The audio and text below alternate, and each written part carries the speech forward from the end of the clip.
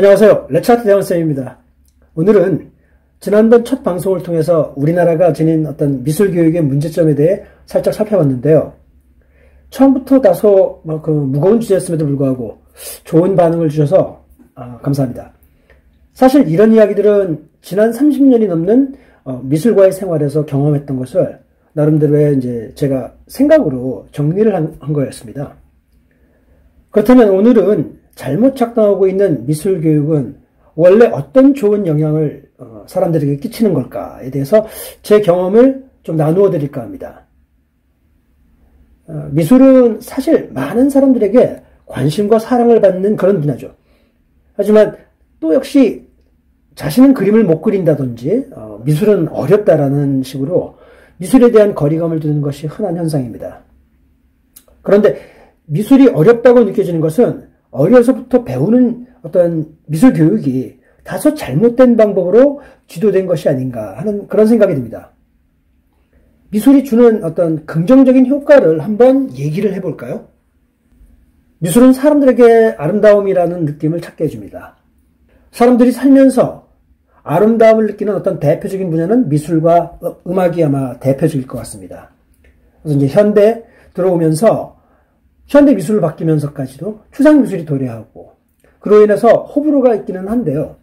그래도 역시 미술과 음악은 아름다움이라는 어떤 사람들의 감정을 책임지는 분야인 것 같습니다. 미술의 또 한 가지 좋은 점은 창의적인 발상과 사고를 돕습니다. 현대 시대의 어떤 복잡한 문제점들을 창의적으로 해결하는 아마 유일한 분야가 아닐까 생각하는데요. 공식이 있거나 문법에 의해서 정해져 있는 것이 아니라 좀 더 자유롭게 표현을 할 수 있기 때문이죠. 제 경험상으로 이제 미술은 교육적인 측면에서도 더욱 큰 영향을 끼칩니다. 첫 번째로 제가 대학원 연구조교로 이제 몸담고 있었던 시절에 경험담을 한 말씀을 드리면요. 약 2년 정도 제 모교인 남일리노이 주립대학의 스탠퍼드 대학하고 카네기 재단과 같이 공동 연구를 한 적이 있습니다. 그때 연구의 주제는 미술 교육이 청소년들에게 미치는 영향이었습니다. 이 연구에서 아주 긍정적인 결과가 나왔습니다. 이 연구는 한마디로 말하면 2년간 총 2만 명의 중학생들을 대상으로 조사를 한 건데요. 중학생들 중에 하루에 3시간 그리고 이제 주당 3일씩 이렇게 1년간 미술을 한 학생들하고 그렇지 않은 학생들을 비교한 것인데요. 매우 흥미로운 결과가 나왔습니다. 우선 먼저 미술을 지속적으로 한 학생들은 하지 않은 학생들보다 아카데믹 어치브먼트, 즉 전반적인 학업 성취도가 무려 4배나 높았습니다. 이런 결과가 나온 이유는 아마 여러 가지가 있지만 미술이 지닌 고유한 특성 때문인 것 같습니다. 미술은 다른 분야에 비해 자유로움이 더 많다는 것입니다. 수학이나 과학, 언어와는 좀 달리 공식에 의해서 정답을 찾는 것이 아닌 스스로 문제 또는 주제에 대한 사고와 그것에 대한 해석을 하고 그 해석을 자신의 어떤 결정에 맞춰서 표현하는 그런 특성 때문이 아닌가 합니다. 그리고 이제 두 번째로는 이제 미술이 자유로운 표현이 가능하다 보니까 아이들이 자신감이 이제 높아지는 거죠. 자신감이 높아지면서 다른 과목에도 영향을 끼치는 것으로 나왔습니다. 내가 학교에서 미술을 잘하니까 다른 과목도 열심히 한다면 신나게 도전을 해보겠다라는 의욕이 생기는 거죠. 자, 그 다음에 이제 두 번째로 어떤 미술이 갖고 있는 어떤 강점과 그리고 이제 효과에서 리더십과 협동 능력이 3배로 증가한다는 것이 나타났습니다. 그 이유는 미술 관련 수업에서는 친구들과 집단으로 이제 협력해야 하는 경우가 꽤 많거든요. 그게 이제 특징이에요. 예를 들면 대형 벽화 프로젝트라든지 골판지 의자 디자인 프로젝트 같은 것들은 그 규모가 커서 여러 명의 이제 구성원들이 참여를 하게 됩니다. 이에 따라서 거기에 참여하는 구성원들의 어떤 각기의 장점들을 조화롭게 발휘할 수 있는 그런 기회를 주기 때문에 학생들은 자연스럽게 상호간에 서로 대화도 하고 토론도 하고 의사소통을 합니다. 그래서 이제 의사소통 능력이라든지 협상 능력 등을 키워갈 수 있는 아마 그런 이유 때문인 것 같습니다. 그 다음에 이제 또 좋은 효과 중에 하나, 세 번째로 각종 과학 경진대회라든지 이런 대외적인 활동에 대한 참여도가 4배에 가깝다고 합니다. 미술이나 디자인 수업이 이제 대안을 찾는 수업이 많다 보니까 정답이 아닌 대안에 대한 사고와 표현이, 그리고 이제 실험이 학생들에게 도움을 주고, 이런 학습 태도가 경진대회 같은 어떤 곳에서 두려움 없이 실험과 도전을 하는 자세를 자연스럽게 만들어주기 때문이라고 합니다. 정해져 있는 공식과 문법에만 의존하던 학생들은 도저히 창의성과 혁신성을 다루는 그런 경진대회 같은 상황에서는 독창적인 해결안을 만들어내거나 도전하는 것이 사실 어렵기 때문이죠. 그 다음에 이제 4번째 또 그 좋은 효과로 나타난 게 학교의 출석률이 3배 이상 높아졌습니다. 자, 자유로운 실험적 분위기의 미술과 디자인 수업은 학생들의 수업에 대한 어떤 기대감을 굉장히 높여줍니다. 우리나라 같은 경우에는 아무래도 게임이나 이런 거에 푹 빠지게 되는 경우가 지금까지는 사실 많죠. 그런데 미술이라는 과목에 이제 재미를 느끼게 되면 TV를 보는 대신 미술을 하면서 시간을 보내는 어떤 그런 경우가 훨씬 더 커지게 되는 거죠. 한번 생각을 해봅시다. 평소 쫄라맨밖에 그릴 줄 모르는 어떤 그런 학생이 그림 스킬을 익히고 자신이 표현하고 싶은 주제를 자유롭게 표현 가능하게 해준다면 자신감과 성취도가 얼마나 높아질까요? 바로 이런 것이 교육의 선순환이 아닌가 하는 생각이 듭니다. 그 다음 이제 또 다른 효과로서 5번째로 학생들의 작문과 같은 어떤 그런 글쓰기 관련 상을 받는 확률이 3배나 높다고 합니다.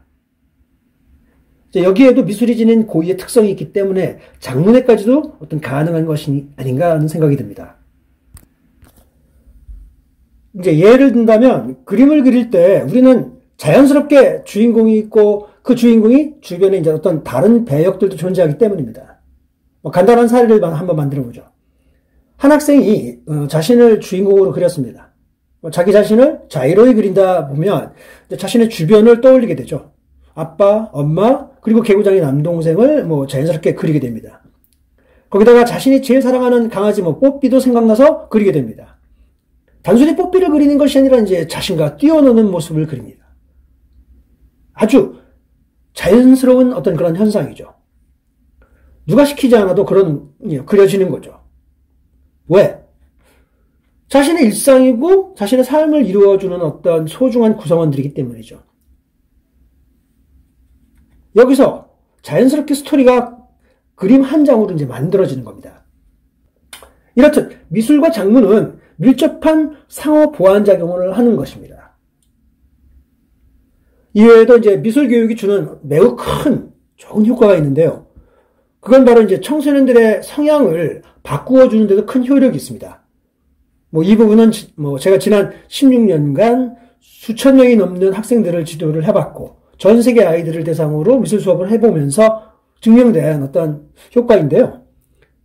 소극적이고 자신이 없던 아이는 미술을 통해서 크게 그리고 칭찬을 받음으로써 자신감이 생기고 웃음이 늘어납니다. 반대로 이제 덜렁거리고 만사에 집중을 하지 못하던 어떤 그런 친구들은 어느새 그림을 그리거나 만들면서 더 섬세해지고 어떤 자기가 하는 미술 행위에 집중을 하게 됩니다. 이때 중요한 포인트는 아이들이 접하는 미술 교육이 획일적인 테크닉 위주여서는 안 된다는 거죠. 매일매일 아이들과 생활을 하면서 이제 느낀 거는 아이들은 어떤 정도의 차이는 있지만 모두 미술적 잠재력을 지니고 있다는 점입니다. 그 점을 부모님이나 선생님들은 이제 간파를 하셔야 되고요. 아이들에게 기회와 격려를 아끼지 말아야 합니다. 한번 생각해 보세요. 호기심만한 초등학교 3학년, 4학년한테 종이컵을 연필로 똑같이 그리라는 어떤 그런 수업을 한두 번도 아니고 잘 될 때까지 반복해서 그리라고 한다면 과연 아이들이 좋아할까요? 어른들도 지루해서 미술을 싫어하게 될 겁니다, 아마. 어떤 올바른 교육 기회에 그리고 환경을 준다는 것은 우선 아이들이 즐거워할 수 있도록 해줘야 한다는 겁니다. 예를 든다면 환경은 기존의 입시학원처럼 쥐 한 마리 없이 조용한 그런 환경이 아니라 시끌시끌하고 떠들고 토론하고 감탄할 수 있는 그런 환경이 중요하다는 겁니다. 중압감을 주는 그런 분위기가 아니라 놀이터 같은 그런 분위기의 연출이 중요하다는 겁니다. 다음은 이제 활동적인 수업이 아이들에게 필요합니다. 이제 저 같은 경우에는 이제 아이들하고 수채화나 데생을 할 때보다 롤러를 사용해서 뭐 판화를 할 때나 그다음에 뭐 스파게티 국수를 가지고 다리를 만들어서 테스트를 해보는 수업, 뭐 그걸 이제 보통 스팀 수업이라고 하죠. 이럴 때 아이들의 반응이 훨씬 좋다라는 겁니다. 몰입도는 뭐 최고의 정점으로 가요. 이렇듯 다양한 어떤 영역의 수업과 그 다양한 수업의 융복합을 이제 어린 나이에 소개하는 것, 이 또한 중요한 것입니다. 요즘처럼 빠르게 변하고 여러 분야가 융복합되어지고 있는 그런 사회에서 두려움 없이 즐길 수 있도록 수업이 설계되어 있어야 한다는 겁니다. 참고로 과거에 있었던 어떤 웃지 못할 사례 중에 하나가 모 대학의 입시 시험이 있었습니다. 이 입시 시험에서 제품 디자인을 이야기하는데요. 이 제품 디자인에서 그 해의 주제가 드론을 가지고 사람들에게 필요한 어떤 그런 디자인을 제안해봐라 였었습니다. 드론. 사실 드론 모르는 사람 거의 없죠. 요즘 시대에는. 하지만 학생마다 아무래도 좀 그런 부분에서 취약한 경우가 있어요. 그런데 이제 그런 거를 평상시에 접해보지 못하던 그런 기본적인 어떤 주변의 상식이나 또는 그런 것들을 잘 알지 못하는 상황에서 공업 디자인, 제품 디자인을 만약에 하겠다고 한다면 과연 그런 충분치 않은 지식을 가지고 시험을 제대로 볼 수 있을까요? 또 그렇게 커 나갈 수 있을까요? 결국은 그 시험에서 많은 학생들이 멘붕이 왔다는 거예요. 많은 학생들이 하는 얘기가 드론이 뭡니까? 드론을 우리가 모르는데 한 번도 본 적 없는데 그걸 가지고 하라 그러면 이거 어떻게 저희가 그려요? 드론 뭐 사진이라도 보여주셔야 되는 거 아니에요? 이렇게 얘기를 합니다. 드론의 사진을 보여주고 난다면 첫 번째, 그거는 시험이 거의 아니라고 봐도 무방해요. 왜냐하면 거의 답을 알려주는 거랑 마찬가지죠. 그 다음에 드론 사진을 보여줬다고 치자고요. 그러면 사람들은 그 드론, 기존에 생긴 어떤 그 드론에서 벗어나지 못하는 그림이 나온다는 거죠. 뻔한 게 나와요. 그게 과연 혁신적이고 창의적인 공업 디자인 수업의 자격이 될 수 있을까요? 그거 안 된다는 거죠. 결국은 무슨 얘기냐면 어려서부터 다양한 상식과 지식, 정보를 공유하고 즐겁게 나눌 수 있고 스스로 조사해 나갈 수 있게 학교의 수업이나 학원의 수업이든 뭐든 이런 것들이 유기적으로 이루어지면 그것이 가능할 수 있다는 거죠. 그렇지 않은 상태에서 갑자기 어려운 문제가 탁 나와요. 한 번도 생각해 본 적도 없고 접해보지도 못했다면 과연 우리 학생들이 그것을 대비해서 그것에 대해서 해결을 현명하게 할 수 있을까요? 저는 아니라고 봅니다. 자, 오늘은 여기까지 하고요. 또 다음 시간에 좀 더 다양한 주제를 가지고 우리가 해야 될 어떤 준비 이런 것들에 대해서 좀 더 심도 있게 이야기를 나눠보도록 하겠습니다. 그럼 다음 주 이 시간까지 안녕히 계세요.